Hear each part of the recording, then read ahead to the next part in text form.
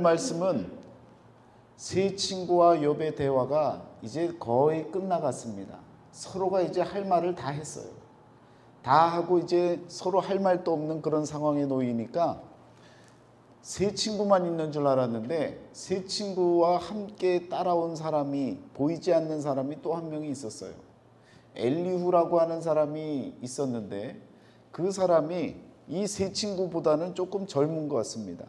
그의 표현에 따르면 여러 가지로 자신이 젊다고, 나는 연소하고 당신들은 연로함으로, 이런 표현들을 씁니다.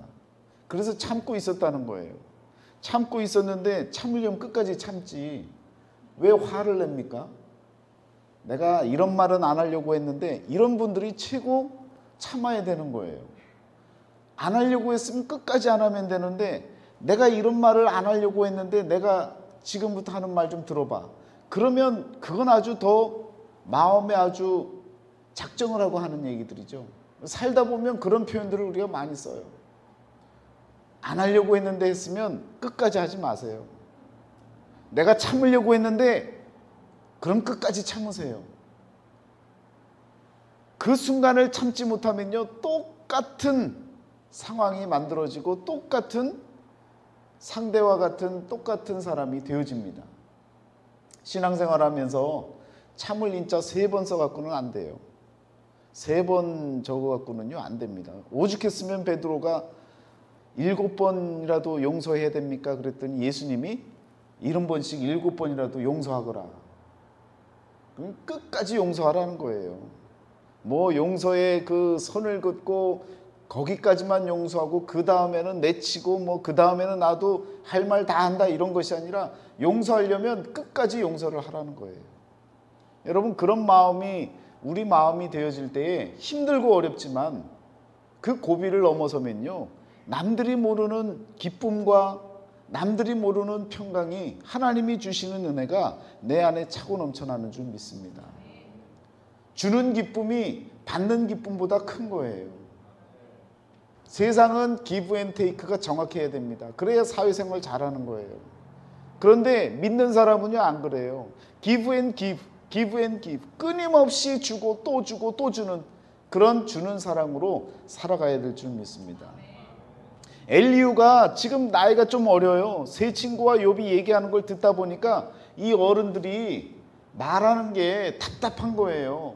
그러니까 옆에 와서 뭐라고 얘기를 합니까? 내가 도무지 참으려고 했는데 안 되겠습니다. 내가 나이가 어려서 당신들이 연로하고 당신들이 다 어른이고 또 노인이고 해서 다 할 말 다 해줄 줄 알았는데 못하는 걸 보니까 내가 답답해서 안 되겠어요. 그래서 지금부터 내가 이야기를 할 테니 잘 들어보시오. 그러면서 한마디 더 붙입니다. 나는 결코 사람의 낯을 보지 아니하며 사람에게 영광을 돌리지 아니하리니 이는 아첨할 줄 알지 못함이라. 만일 그리하면 나를 지으시니가 속히 나를 데려가시리로다. 이 말 속에는 엘리후도 마찬가지로 권선징악이라고 하는 인과율의 이 세상의 질서에 담겨져 있는 그런 생각을 품고 사는 사람이었습니다. 그렇잖아요. 내가 말을 잘못하고 내 행동이 그르쳤다면 하나님이 나를 가만두셨겠느냐? 내가 이렇게 멀쩡한 것은 내가 잘 살아왔다라고 하는 말을 거꾸로 하는 이야기입니다. 그래서 32장의 긴 서론을 쭉 마치고 나서 33장으로 들어가면 엘리후가요, 욥에게 이야기를 시작을 합니다. 그래서 33장, 34장에 걸쳐서 또 욥과 친구들에게 이야기를 하는데요, 참 엘리후는 아주 말쟁이입니다. 말꾼이에요. 아주 영특한 사람입니다. 논리적인 사람이에요.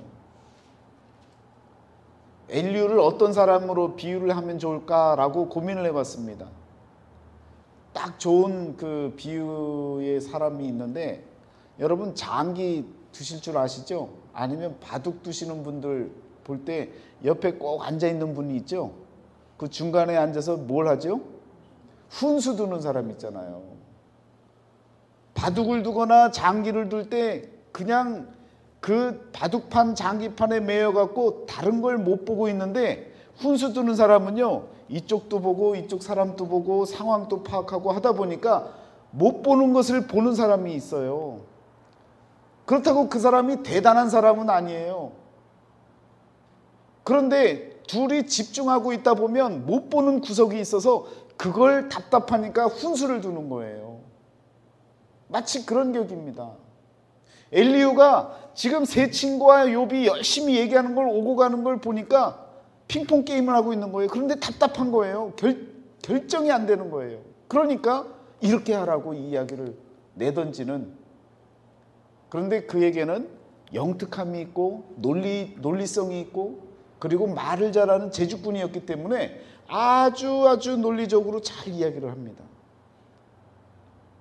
여러분 33장에 보면 시작할 때 6절에 보면요, 나와 그대가 하나님 앞에서 동일하니 나도 흙으로 지으심을 입었은즉 당신이나 나나 당신들이나 나나 똑같은 사람들이다. 그래서 내가 하는 말에 도무지 권위가 서지 않는 걸 내가 안다. 그렇지만 하나님께서 내 입술을, 내 생각을 그분을 통해서, 그분의 권위를 통해서 하는 내 말이니까 내 말을 한번 들어봐라 라고 이야기를 전달을 하고 있습니다. 그러면서 욥의 말, 욥이 했던 말을 통해서 이야기를 하죠. 욥이 이렇게 이야기를 했다고 하는 겁니다. 8절에 보면요, 나는 깨끗하여 악인이 아니니 순전하고 불의도 없거늘 참으로 하나님이 나에게서 잘못을 찾으시며 나를 자기의 원수로 여기사 내 발을 착고에 채우시고 나의 모든 길을 감시하신다 라고 욥기서 33장 9절부터 11절에 이와 같이 이야기를 합니다. 이렇게 이야기하는 욥의 말을 듣고 엘리후가 그대가 의롭지 못하니 하나님은 사람보다 크심이라 라고 이야기를 하고 있는 거예요. 당신과 나는 똑같이 흙으로 지음을 받아서 할 말이 없지만 당신의 하는 그 모든 말들을 들어보니 하나님 앞에서 아주 교만된 말을 하고 있어.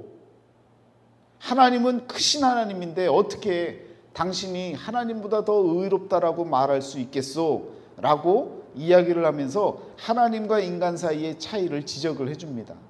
그러면서 13절부터 18절까지의 그 안에 나오는 말씀을 보면 하나님께서 우리들에게 보여주시는 여러 가지 계시의 방법을 알려주죠. 꿈도 있고 환상도 있고 음성도 있는데 이 모든 것들은 다 경고를 위한, 사람의 교만을 막으시려는 하나님의 경고성 계시라고 이야기를 하는 거예요.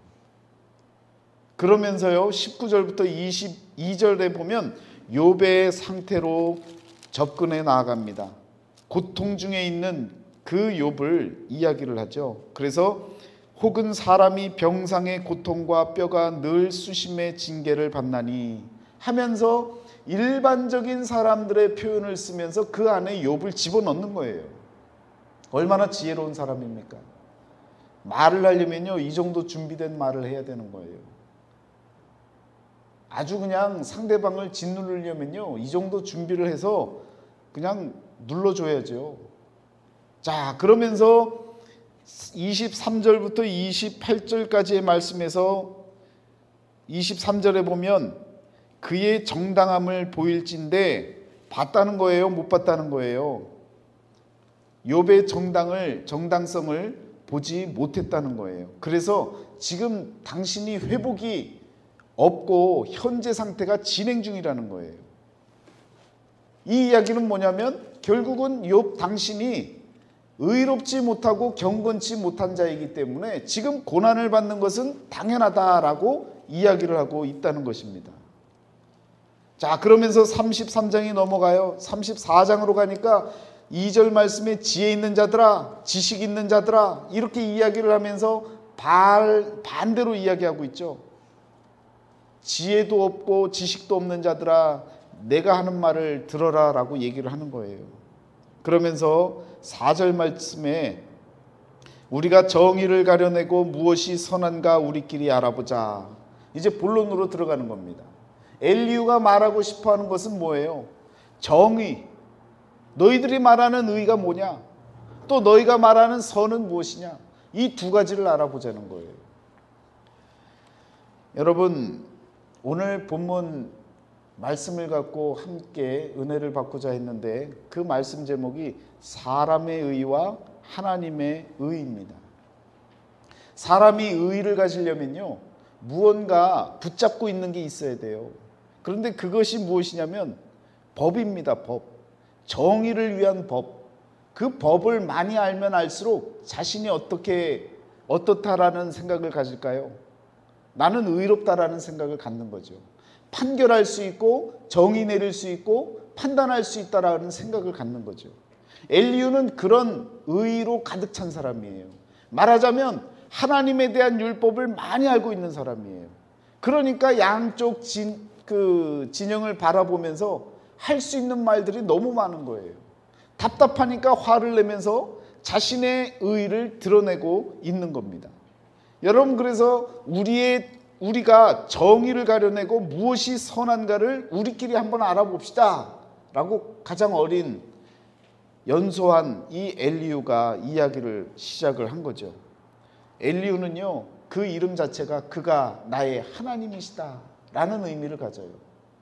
이름에서조차도 자기는 다 알고 있는 거예요. 그가 나의 하나님이시다.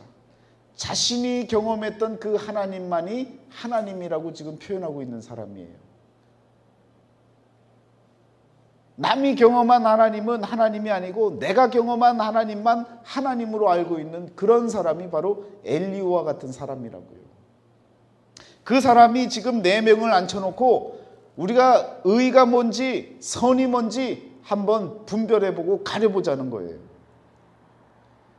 여러분, 의, 오를 의자, 한자에 오를 의자는요, 양양자와 나아자가 합쳐져 있는 글입니다.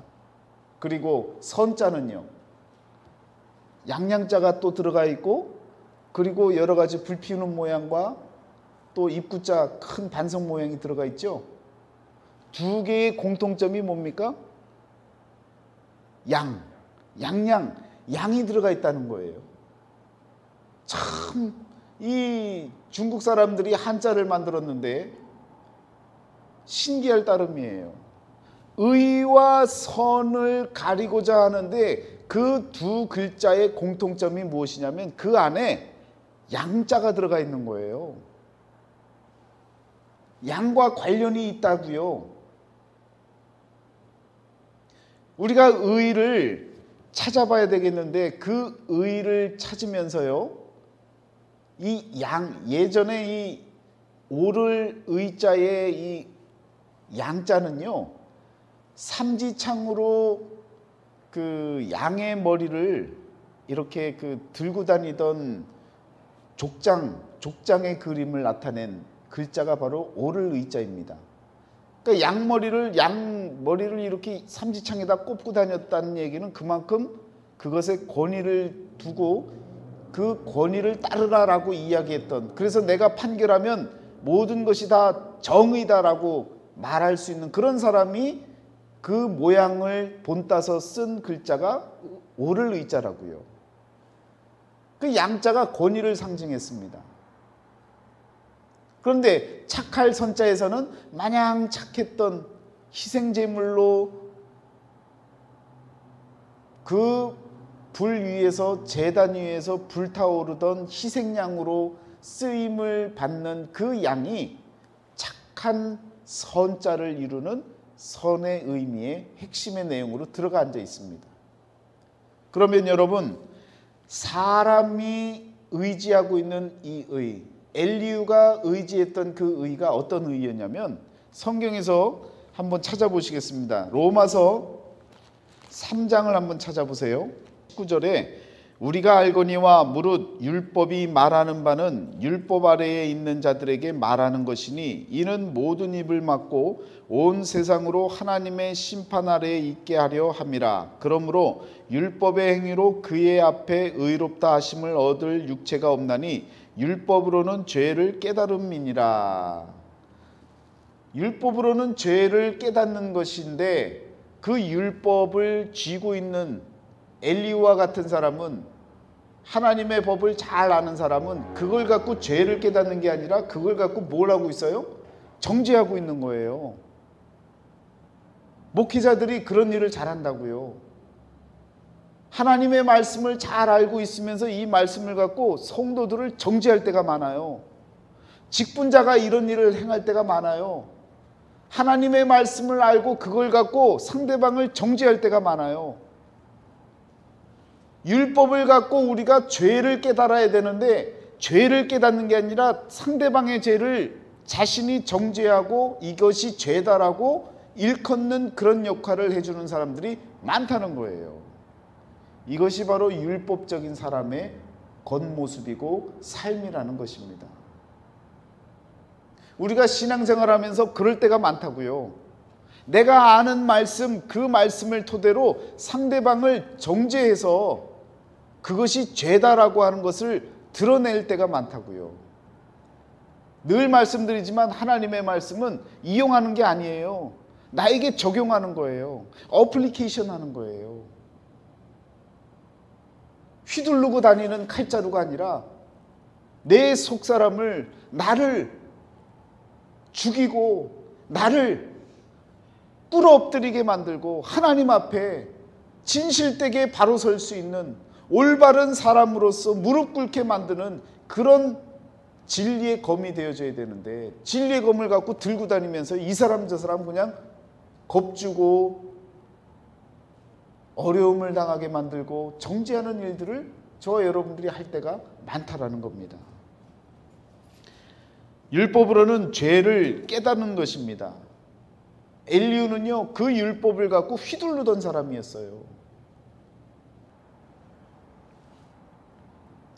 그런데요, 20절, 21절에 보니까 이제는 율법 외에 하나님의 한 의가 나타났으니 율법과 선지자들에게 증거를 받은 것이라. 곧 예수 그리스도를 믿음으로 말미암아 모든 믿는 자에게 미치는 하나님의 의니 차별이 없느니라. 모든 사람이 죄를 범하였음에 하나님의 영광에 이르지 못하더니 그리스도 예수 안에 있는 속량으로 말미암아 하나님의 은혜로 값없이 의롭다 하심을 얻은 자 되었느니라. 여러분, 바로 이 말씀이 엘리후가 알아야 되고 또 욥과 세 친구들이 알아야 될 그 말씀이라는 거예요. 율법이 우리의 의가 되어줄 수 없습니다. 세상의 법이 정의가 되어줄 수가 없어요. 말하자면 이런 거예요. 각 나라마다 그 나라의 헌법이 있습니다. 그런데 각 나라의 헌법이 다 달라요. 이것이 진리이고 정의이면 모든 나라가 다 똑같아야 되잖아요. 그런데 어떻게 헌법이 다 다릅니까? 어느 나라는 일부 일처제고 어느 나라는 일부 다처제고. 그런데 서로가 서로에게 뭐라고 말을 못해요. 왜? 그 나라는 그 나라의 법이라고 하니까, 그 나라의 정의라고 하니까 뭐라고 말을 못하는 거예요. 이것이 옳은 의라고 이야기할 수 있겠습니까?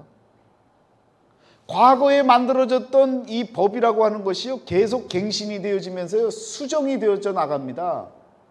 자꾸 바뀌어져 나가는 거예요. 우리는 이 법이 가장 정당하고 가장 정의로운 것으로 알고 있는데 자꾸 바뀌잖아요. 그럼 이게 진리냐고요. 진리가 되어질 수 없는 것을 우리가 진리로 생각하고 정의로 생각할 때가 많다는 것입니다. 마찬가지입니다. 말씀을 해석하고 말씀을 바라보면서 각자가 갖는 그 마음이 진리인 양 여기면 안 되는 거예요. 늘 언제나 변함없는 하나님의 말씀만이 진리인 것을 고백할 수 있는 그런 겸손함이 우리에게 필요한 줄 믿습니다. 여러분, 그래서 하나님의 한 의가 나타났는데 이 의에 대해서는 지금 이 같이 앉아서 이야기를 하고 있는 땅의 상태에 머물러 있는 이 친구들은요, 다 모르고 있는 거예요. 가장 재치 있고 가장 논리적이고 가장 많은 것을 알고 있는 것 같은 엘리후도 다른 한 의를 모르는 거예요. 사도 바울이 그래서 로마 교회를 향해서 이 다른 한 의, 율법 외에 다른 한 의를 나타내 주는데 그 의가 어떤 의냐? 예수 그리스도를 통하여 그로 말미암아 속량으로 말미암아 하나님의 은혜로 값없이 의롭다 하심을 얻는 자, 의롭다 칭함을 받는 그런 의, 하나님의 의, 사람의 의와 다른 그 의를, 지금까지 몰랐던 그 의를 설명해 주고 있는 겁니다. 여러분, 가장 고민이 되는 문제들이 성경 속에 많이 있어요. 마태복음 19장을 한번 찾아보세요. 선한 일을 묻는 이야기가 먼저 나오죠. 자, 어떤 사람이 주께 와서 이르되 선생님이여 내가 무슨 선한 일을 하여야 영생을 얻으리까? 여기서도 무슨 일을 물어요? 선한 일을 묻죠. 지금 엘리후가 가리고 싶어 했던 게 뭐예요? 의, 그리고 선, 두 가지를 가려내자라고 이야기를 했는데, 성경에서 선한 일을 하여야 영생을 얻으리까? 라고, 어떤 선을 행해야 됩니까? 라고 이야기했을 때 예수님께서 뭐라고 말씀하십니까? 선한 이는 오직 한 분이시니라. 17절에 이와 같이 말씀하고 있는 거예요. 내가 생명에 들어가려면 계명들을 지키라. 그랬더니 이 부자 청년이 뭐라고 얘기를 합니까? 20절에 이 모든 것을 내가 지키었사온데 아직도 무엇이 부족하니까? 라고 이야기를 하잖아요. 예수께서 이르시되 내가 온전하고자 할진대 가서 내 소유를 팔아 가난한 자들에게 주라. 그리하면 하늘에서 보화가 내게 있으리라. 그리고 와서 나를 따르라 하시니. 이 말씀을 오용을 해서 어떻게 합니까? 있는 재산 다 갖고 오라는 거죠. 교회에 다 갖다 바치고 가난한 사람들에게 나눠주고 당신은 교회에 들어와서 교회에서 열심히 봉사하고 헌신하고 그래야 구원받는 겁니다 라고 하면서 막 신앙촌들을 만드는 거예요. 그런 것에 넘어가시면 안 돼요. 그러라고 하나님 말씀을 주신 게 아니에요. 여러분, 이 말씀을 곰곰이 생각해 보면 이 부자 청년은 누구의 모습과 비슷하냐면 욥과 비슷합니다. 욥은 다 모든 것이 다 사라졌지만 이 부자 청년은 욥의 상태, 처음 상태, 온전한 모습으로 하나님께 나아가고 있는 그런 상태에서 어떤 것이 선한 일입니까? 라고 물었던 사람이죠. 욥은요, 묻지도 않았는데 그냥 막 일이 터져갖고 어려움을 당하면서 고난 중에 깨달음을 갖게 된 경우이고, 이 부자 청년은 욥처럼요 재물이 많으니까 다 그냥 제사도 잘 드렸고 선한 일도 많이 행했고 그러면서 가진 것을 잘 지켜가면서 하나님하고의 관계를 스스로 잘 지킨다고 믿었던 사람이에요. 그런데 예수님이 오셔서 뭐라고 말씀하시냐면 가난한 자에게 다 나눠주라는 거예요. 소유가 다 필요 없다는 거예요. 욥은요 다 그냥 일방적으로 뺏긴 거죠. 그리고 나서 나를 따르라 라고 얘기를 하시는데, 부자는요, 부자 청년은 그 말을 듣고 근심하고 떠나는 거예요. 그 이후에는 돌아왔는지 안 돌아왔는지 성경에는 미스테리로 남습니다.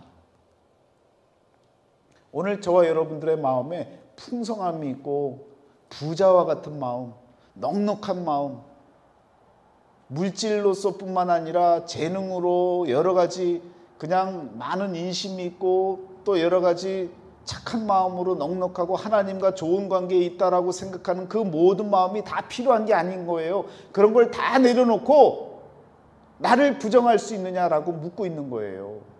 생명을 주신 하나님, 그 하나님께 나아갈 수 있겠느냐, 나를 부정하고 하나님께 나올 수 있겠느냐라고 묻고 있는 거예요.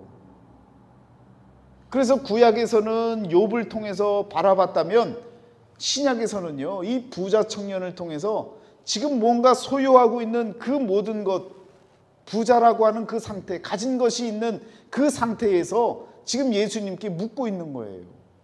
여러분과 저도 마찬가지인 거예요. 아이고 목사님, 저는 뭐 빌 게이츠처럼 돈이 많지는 않아요. 그게 문제가 아닌 거예요. 내 속을 꽉꽉 채우고 있는 그 무엇이 있고 주님이 아닌 세상의 것으로 가득 차 있다면요, 저와 여러분들도 부자예요. 그걸 내려놓고 주님 앞에 나아갈 수 있느냐? 그것을 부정하고 그리스도를 인정할 수 있느냐? 예수 그리스도로 말미암은 속량을 받을 수 있는 준비가 되어져 있느냐? 이것을 묻고 있는 거예요. 그것이 바로 선이라는 거예요. 그 선을 우리가 취할 수 있느냐는 거예요. 참 어려운 이야기입니다. 그래서 착할 선자의 선자는요, 우리 예수님이 그냥 희생제물로 타 올라가는 모습을 보여주고 있잖아요. 나를 완전히 태워버리는 모습, 그것이 선한 일인데 인간으로서는 할 수가 없는 거예요. 그래서 오직 선한 분은 하나님밖에 없는 거예요. 우리 주님만이 당신을 태워버리시고 대속제물로 죽으실 수 있는 그 현장을 보여주셨잖아요. 엘리후가 지금 의를 찾고 있는데 내 위에 어린 양이 있는 그런 모습이 옳은 의이고요. 더불어서 그 양과 더불어 내가 하나가 되어져서 희생제물이 되어질 수 있는, 나를 완전히 버려버릴 수 있고 부정할 수 있는 오직 그리스도만이 남는 그런 인생을 내가 살 수 있다면, 그러면 저와 여러분들이 의와 선을 완전히 깨달은 자가 되어지는 것입니다. 엘리후가 지금 의와 선을 가려보자라고 하는데 그 의와 그 선은 모르고 있는 거예요. 어떤 의와 어떤 선입니까? 부자 청년과 같이 열심히 하나님과 좋은 관계에 있는 것 같고, 나날이 가면 갈수록 더 부자가 되어져서 하나님이 내게 복을 내리시는 것 같고, 더 건강을 주셔서 더 행복한 것 같고, 그런 차원의 문제가 아니라는 거예요. 욥을 통해 보여주시잖아요. 생명만 남기고 모든 것을 다 가져가셔도 여호와로 인하여 기뻐할 수 있느냐라는 거예요. 까닭 없이 기뻐할 수 있는 마음이 우리에게 남겨질 수 있느냐는 것을 묻고 있는 거예요. 내가 오늘 하루를 못 먹고 내일 또 못 먹고 그 다음날 또 먹을 것이 없다라고 하는 상황 가운데도 내 하나님 때문에 내가 기뻐할 수 있고 감사할 수 있는 그런 마음이 내게 주어질 수 있느냐라고 묻는 것과 마찬가지라는 것입니다. 그래서 다른 의라는 거예요. 율법적인 의는 어떤 의입니까? 똑같습니다. 권선징악이에요. 내가 선을 행하면 하나님이 복을 주시는 거예요. 내가 열심히 살면 하나님이 은혜를 주시는 거예요. 내가 열심히 제물을 드리면 하나님의 복이 더 넘쳐나는 거예요. 그런데 반대로 생각하면 안 되는 사람 입장에는 뭐예요? 열심히 했는데도 안 되면 뭡니까? 내가 그럼 지금 저주받고 있는 거예요? 그렇지 않다는 거예요. 율법의 의로서는 이 세상을 살아가는 데에는 도움이 될 수 있어도요, 하나님의 의를 깨닫는 데에는 문제가 있다는 겁니다. 포도원 품꾼의 이야기, 그 품꾼의 이야기 가운데 오전 9시에 왔던 품꾼이 있잖아요. 또 12시에도 왔잖아요. 오후 5시에도 왔어요. 3시에도 오고 5시에도 오고. 우리의 이 인생 가운데 우리의 정상적인 질서, 정상적인 생각을 갖고 합리적인 판단을 갖고 사는 저와 여러분들의 이성으로는요, 9시에 온 사람이 어떻게 받아야 돼요? 한 달란트 받아야 돼요? 아니면 몇 달란트 더 받아야 돼요? 더 받아야 되는 거예요. 12시에 온 사람, 그래서 참 성경이 오묘하게 마지막에 온 사람부터 돈을 주잖아요. 주인이 품삯을 주잖아요. 한 달란트를 줬어요. 그랬더니 그냥 3시에 온 사람이 기대가 생기잖아요. 이야, 분명히 한 달란트를 준다고 약속을 한 것 같은데 저 사람에게도, 1시간 일한 사람에게도 한 달란트를 줬으니까 나는 오 마이 갓, 그런 것 아니에요. 야, 3달란트 이상은 받겠다. 그 12시에 온 사람은 어떻게 생각해요? 우와, 이 오늘 봉 잡았네. 저 사람한테 1달란트를 주면 나한테는 5달란트, 6달란트는 주겠네. 그러니까 9시에 온 사람은 어떻게 생각하겠어요? 이야, 오늘 최고의 날이다. 오늘 주인 잘 만났다. 그런데 모두에게 어떻게 주세요? 1달란트씩 주시는 거예요. 여러분 그것 갖고 여러분 따질 거예요, 안 따질 거예요? 웃는 분들 수상하신 분들이에요. 분명히 그러실 거예요. 주인, 내가 웬만하면 말 안 하려고 했는데 말을 하지 말아야죠. 그냥 받고 말았어야죠. 웬만하면 말을 안 하려고 했는데 이건 너무한 거 아니에요? 아니 9시부터 와서 이렇게 진 빠지게 고생한 나에게도 이 1달란트를 주면 이게 말이 돼요? 내가 이 말은 안 하려고 했는데 이게 말이 되는 얘기입니까? 라고 분명히 얘기를 할 거라고요. 말씀드렸잖아요. 말을 안 할 거면 하지 마세요, 끝까지. 그 말 하는 분들이 저는 최고 미워요. 제가 목사님 이 말씀 안 드리려고 했는데요. 그럼 제가 이제는 앞으로 그럴 거예요. 하지 마세요. 그 말을 듣고 나면 좋은 말이 없어요. 그렇게 찾아오는 분은요, 작정을 하고 오는 거예요. 아주 셈이 빠르신 분이에요. 그런 말은 하나님께 하세요. 하나님, 이 말씀 안 드리려고 했는데 마음껏 드리세요. 권선징악, 질서 있는 세계, 상식이 통하는 세계, 이 세상에 속한 인과율의 세상 속에서는요, 우리가 알고 있는 정의라고 하는 것은 1시간 일했으면 1시간의 대가를 받아야 되고 8시간 일했으면 8시간의 대가를 받아야 되는 거예요. 그런데 하나님의 한 의는요, 다른 거예요. 예수 그리스도 안에서 그의 대속함으로 말미암아 은혜를 받는데 그 은혜가 동일한 은혜예요. 차별이 없는 은혜라고요. 그런데 이 사실을 깨달을 수가 없는 거예요. 우리의 상식으로는 이해가 안 되는 거예요. 여러분, 그래서 욥과 그 모든 친구들, 저와 여러분 모두가요, 하나님의 은혜가 없이는요, 포도원 품꾼의 비유가 이해가 안 되는 거예요. 그걸 받아들이려면 하나님의 은혜가 필요한 거예요. 모두가 다 동일한 기쁨으로 함께하는 그 세상을 꿈꿀 수 있는 넉넉한 마음이 우리들에게 필요한 거라는 거예요. 그것이 우리 주님의 마음이라는 거예요.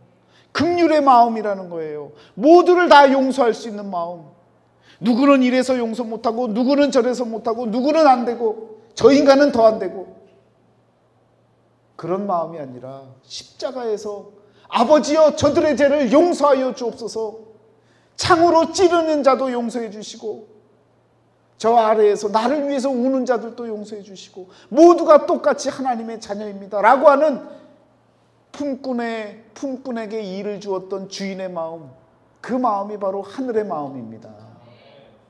그래서 그 마음을 무슨 마음이라고 얘기를 해요? 천국은 이와 같으니 라고 하면서 그 품꾼에게 품삯을 주는 그 주인을 천국과 같다고 비유적으로 말씀하고 있는 거예요. 여러분, 그 마음을 우리가 깨달아야 되는 겁니다.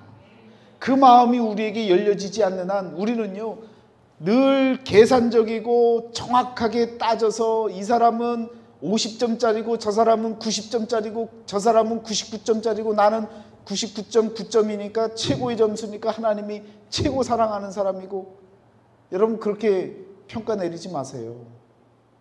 우리는요, 온전함으로 가는 거예요. 완전하지는 않지만 온전한 상태로 그저 가는 거예요. 하나님이 위에서 내려다 보실 때는요, 다 거기서 고만고만한 거예요. 제 키가 작아요. 제 아들이 이제 더 커졌어요. 그런데 위에서 보면요, 누가 더 큰 거예요? 오히려 제가 더 큰 거죠. 위에서 보면 더 멀잖아요. 알렉산더가 그랬다지 않습니까? 여기서 최고 크신 분이 누구예요? 저보다 더 큰 분 계셔요? 이 생각을 어떻게 하고 사느냐에 따라서 사람의 키는요 달라지는 거예요. 이준철 집사님이 키가 여기서 최고 크잖아요. 그건 땅에서 하늘로 바라본 키고요. 하늘에서 땅으로 바라보면요 제가 최고 큰 거예요. 그런 자부심은 있어야죠. 남일이라고 이렇게 재미있게 웃으세요. 저는 위안 삼으려고 그렇게 하는 얘기인데 여러분, 엘리우도 몰랐고 다른 세 친구들도 욥도 몰랐던 의, 그 의를 여러분과 제가 말씀을 통해 깨달아야 되는 겁니다. 하나님의 다른 한 의, 그 의는 차별이 없는 의라고 말씀하고 있어요. 그런데 우리 입장에서는요 차별을 해야 되는 거예요.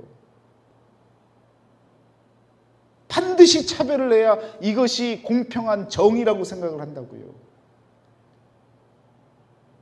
그래서 여러분, 세상에서 법을 세우는 많은 사람들, 그리고 많은 시민들이 함께 모여서 이야기를 할 때 차별하면 안 됩니다 라고 얘기를 하죠. 그러면서 차등 분배를 이야기를 해요. 그게 가장 정의롭다고 얘기를 해요. 그 사람에 맞춰서 정확하게 공급해주고 그 사람에 맞춰서, 상황에 맞춰서 정확하게 나눠주는 것이 공평한 분배다라고 얘기를 하는데, 하나님은 그보다도 더 공평하신 하나님, 그 차원을 넘어서는 그 공평, 차별이 없는 하나님, 그 의를 우리들에게 알려주셨는데, 그 의가 바로 십자가의 의라는 것입니다. 욥기서를 통해서 우리가 나아가는 방향은요 바로 이 십자가의 의를 향해 나아가고 있는 거예요. 다음 주 마지막 욥기서의 마지막에는요 어떤 것이 나오겠습니까? 십자가가 나타나야 되는 거예요. 하나님의 다른 한 의가 나타나야 되는 거예요. 율법 외에 한 의가 나타났으니 그 의는 차별이 없는 의, 모두에게 공평하게 차별이 없이 주어지는 하나님의 은혜가 우리들에게 주어져야 된다는 것입니다. 그 의를 말하고 싶어서 욥기서를 적어간 거예요. 그런데 우리는 어디에만 붙잡고 있는 거예요? 왜 내가 고통받아야 됩니까? 왜 나는 이런 모양으로 살아야 됩니까? 왜 우리 집에는 이것이 없나요? 왜 저것이 없나요? 세상이 말하고 있는 세상의 사람의 의의를 기준으로 바라보기 때문에 답답한 거예요. 풀리질 않는 거예요.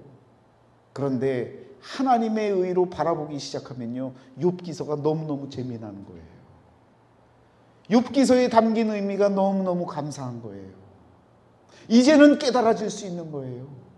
이제는 한 의가 무엇인지를 이제는 알 수가 있게 되어지는 것입니다. 그 의를 발견을 해야 되는데, 여러분 뒤에 더 나아가면 34장으로 넘어가서 욥기서 34장 10절에 보면요 너희 총명한 자들아 라고 하면서 또 이 엘리후가 그냥 자기도 모르는 한 의를 제쳐놓고요 자기가 알고 있는 세상 의를 갖고, 율법적인 의를 갖고 계속 이야기를 하고 있는 거예요.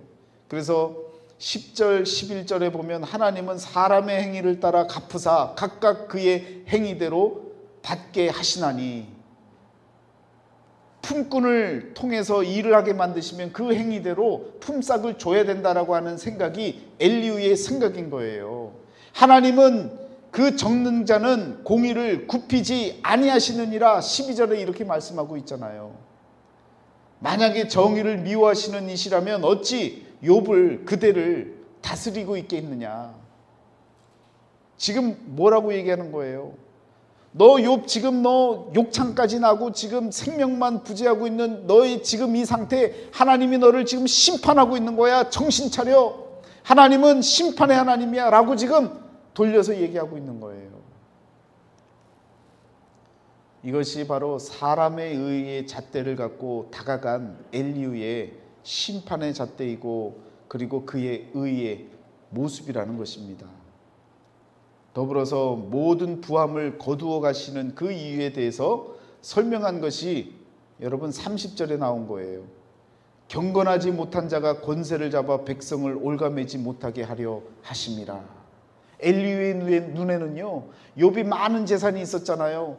그리고 그냥 많은 종들이 있었잖아요. 그 사람들을 올가매서 이렇게 저렇게 힘들게 했으니까 너가 한 행동 모든 거 다 심판받고 하나님이 모든 걸 다 없애게 만든 건 올가매는 그런 모습들을 하나님이 막으시려고, 교만을 막으시려고 다 없애버린 거야 라고 이야기를 하고 있다는 거예요. 정말 그랬습니까?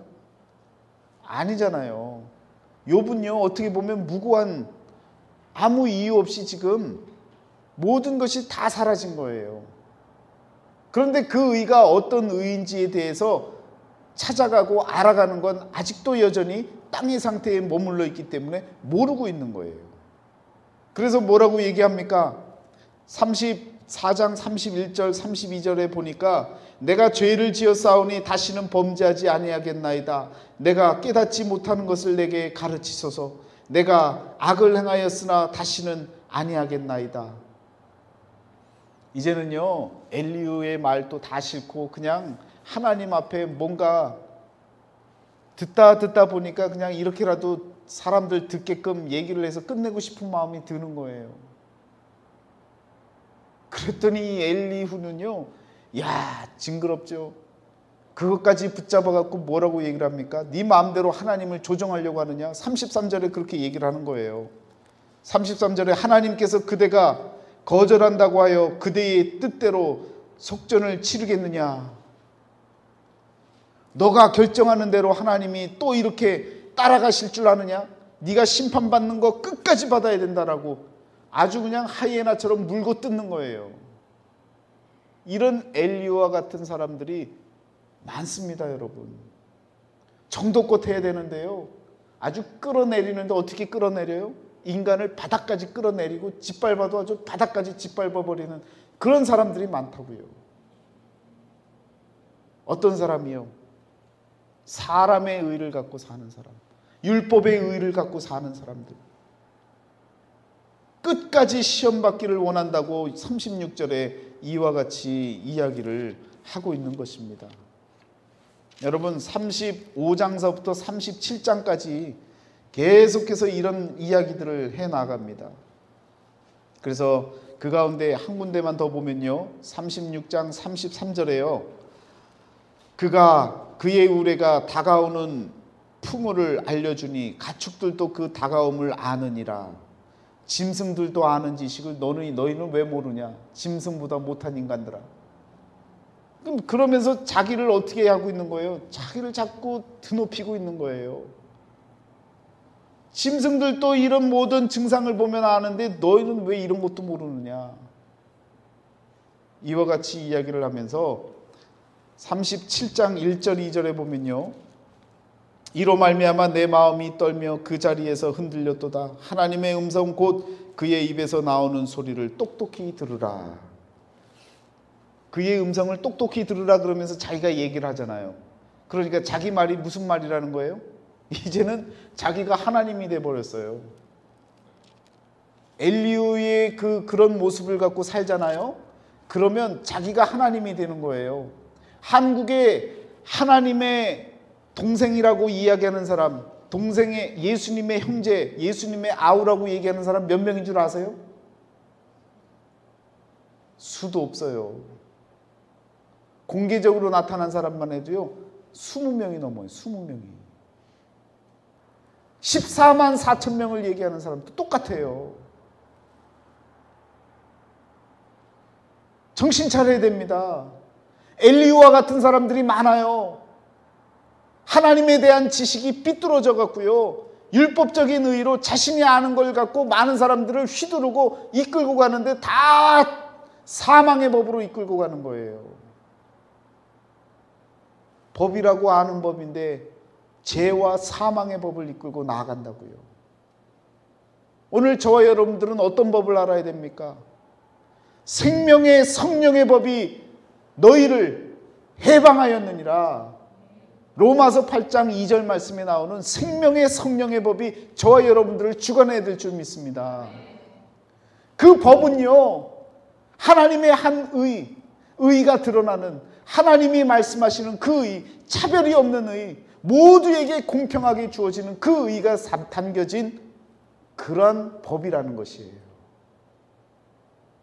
그 법이 바로 생명의 법이고 말씀의 법이고 예수 그리스도가 되어지는 줄 믿습니다. 엘리야는요, 자신이 말하면서 이제는 하나님의 음성을 들으라 라고 했으니까 교주 차원까지 간 거예요. 말하자면 엘리야를 교주라고 말하는 사람은 저밖에 없을 거예요. 엘리야가 교주였대. 여러분, 이러면 또 딴 사람들 또 시험 들어요. 여러분, 정신 바짝 차리고 들으셔야 됩니다. 말하자면 그렇다고요. 엘리야가 이와 같이 표현하면서 마지막에요, 37장 24절에요, 기가 막힌 말을 합니다. 그는 스스로 지혜롭다 하는 모든 자를 무시하느니라, 이렇게 얘기를 해요. 엘리야가 누구를 향해서 하는 얘기예요? 욥하고 나머지 세 친구를 향해서 스스로 지혜 있다 말하지 마라, 하나님이 그 말들을 다 무시할 거야 라고 얘기를 하시잖아요. 그런데 마지막 다음 주 편에 보시면요, 하나님이 기가 막히게 반전의 드라마를 보여주십니다. 누구를 무시해버려요? 엘리야를 무시해버립니다. 엘리야를 무시한다고요? 그 얘기는 뭐예요? 스스로 지혜롭다 하는 모든 자를 무시하느니라 했는데 그 가장 무시당할 자가 누군 거예요? 엘리야인 거예요. 자기의 음성을 하나님의 음성으로까지 올려놨잖아요. 여러분, 겸손해지셔야 됩니다. 하나님 앞에 무릎 꿇을 줄 아는 자가 되어야 돼요. 겸허한 자의 모습으로 나아갈 때 하나님이 그 자를 드높이시는 거예요. 우리의 인생의 방향은요, 낮아지는 길로 가는 거지요, 높아지려고 가는 게 아니에요. 우리가 전도하고 교회가 성장하면 목사가 높아져야 됩니까? 아닌 거예요. 반대 방향으로 가야 되는 거예요. 더 섬기고 낮아져야 되는 거예요. 예수님을 따르는 많은 무리들이 생기면서 예수님이 점점 높아지는 길로 갔습니까? 아니에요. 낮고 낮은 자리, 십자가의 자리, 처형을 당하는 죽음의 자리까지 낮아지신 거예요. 하나님 말씀에 복종하시다 보니까 그 순종에 의해서 낮은 자리로 가신 거예요. 우리가 목표하는 땅이 있다면 그 땅은요, 가나안 땅이에요. 가나안 복지를 향해 나아가야 돼요. 그 가나안은 낮은 땅이라고요. 높은 땅에 있는 것이 아니에요. 낮은 땅으로 내려가는, 어떻게 보면 더 낮은 땅으로 가는 게 쉬운 게 아니에요? 높은 곳으로 올라가는 게 더 어렵잖아요. 그런데 우리는 낮은 곳으로 내려가는 걸 더 어려워해요. 한번 생각해야 되는 겁니다. 왜 낮은 땅으로 내려가는 것이 어려울까? 자존심만 죽이면 돼요. 나만 죽여버리면 돼요. 내 자아만 하나님 앞에 내려놓으면 되는데, 그놈의 자존심 때문에, 그놈의 몹쓸 내 자아 때문에 낮은 데로 내려가지를 못하는 거예요. 허리 굽혀서 땅에 있는 휴지 한번 주스면 되는데 옆에 저 인간도 안 주는데 내가 주소? 너 주소! 라고 얘기를 하지 가서 줍지를 못하는 거예요. 여러분과 저에게 그런 겸허함, 그런 믿음의 자세가 필요하리라 믿습니다. 오늘 우리들에게 어떤 좋은 사람의 말보다도 하나님의 차별이 없는 의의를 향해서 달려갈 수 있는 그런 믿음의 삶을 저 여러분들이 살아나가야 될 줄 믿습니다. 기도하겠습니다.